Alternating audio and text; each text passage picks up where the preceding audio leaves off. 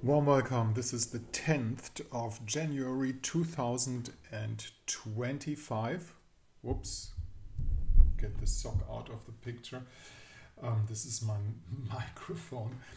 All right, the moon is in the sign of Gemini right now, and the most interesting thing today is that the moon will meet Jupiter, but this is going to happen late at night at 11 o'clock. And I warmly recommend you today to have a look out in the sky if the skies are clear. That can be on weather, natural weather circumstances, or on artificial weather circumstances, whether it's not clear. Everybody knows by now, hopefully. But what is to be seen if you look up in the clear sky around 7 o'clock in the evening, Middle European time? You can see this in the US and anywhere also, but a little time shifted. Now this is to be seen, and this is most interesting. As you can see, most of the planets at night time are above the horizon. That's why we can see them. Mars is to be seen clearly these days, very, very orange, sparkling, you know.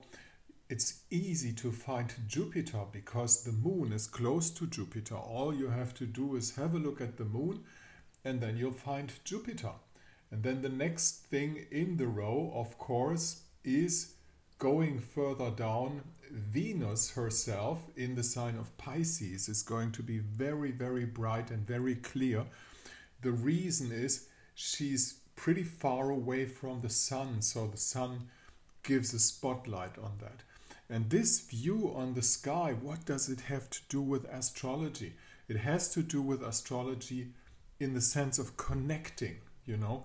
We are not only receiving the light of the stars, but we are also putting messages out there, and there's a correspondence. This is astrology. This is living astrology.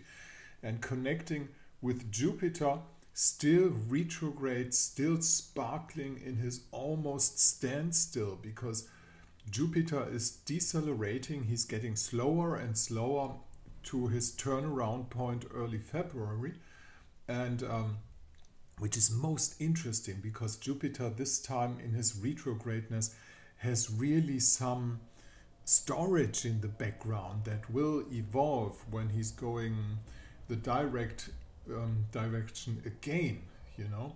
So this is my take for today. Have a look at the sky in the evening. This is one of the best evenings to do so if the sky is clear, and get yourself connected. Get yourself connected to the upper worlds. The most important aspect is the moon hitting Jupiter. This will occur in the evening at around 11 o'clock Middle European time. We're gonna have a Jupiter moon today too, and that means everything is to be blown up, bigger than life, really, you know. This is what Jupiter does, but in some sense there is reason in blowing up the feelings, because there is so much happening. Now I want you to have a look at one chart which is in the news today and the days. This is the chart of Los Angeles when it was first given the city rights. We don't really have a time, so there are no houses in there, but it still works. And as you can see, Los Angeles is a genuine Aries sun with a lot of energy in Aries. And what is happening now?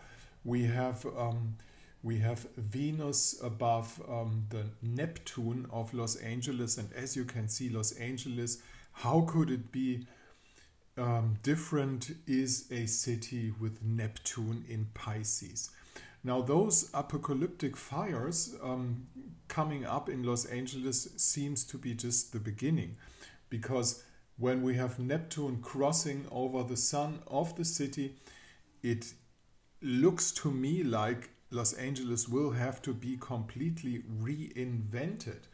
And that is not only on a scale of fire protection, but also probably the deeper down to be found layer of moral corruption, of moral, Hollywood has become an obvious pool of, I'm missing words, and you know what I'm talking about. This has to end, and it will end, and it will probably end through this administration, and there's something going to happen with Hollywood.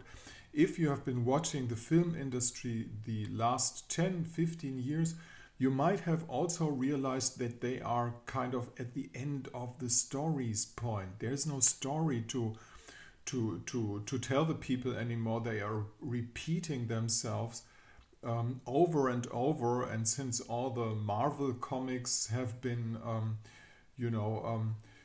digged out for repeating and repeating and repeating and do the next thing, it's kind of over. This theme is kind of over, and I'm pretty sure the time will come that people will have enough of those stupid lifestyle TV bullshit thing. Sorry, excuse my words. But anyhow, the most interesting thing, if you're looking for somebody living on the cosmic gap, it's Los Angeles, really. Los Angeles had the chance of being really spiritual with Neptune in Pisces, but decided for the very opposite. And when Neptune will cross the Aries powers here, just as it will do with EU, is it EU? Yes. And NATO, all those things are Aries suns, and Los Angeles is too. Anyhow, have a nice weekend. I hope we will have a movie tomorrow. I can't promise, but I do my best. And hopefully you find the time to give me a mail on this address. I will send you back a chart and maybe a Zoom link for an astrological consultation, because that is what I make my living from. Thank you very much for listening. This is the 10th of January 2024.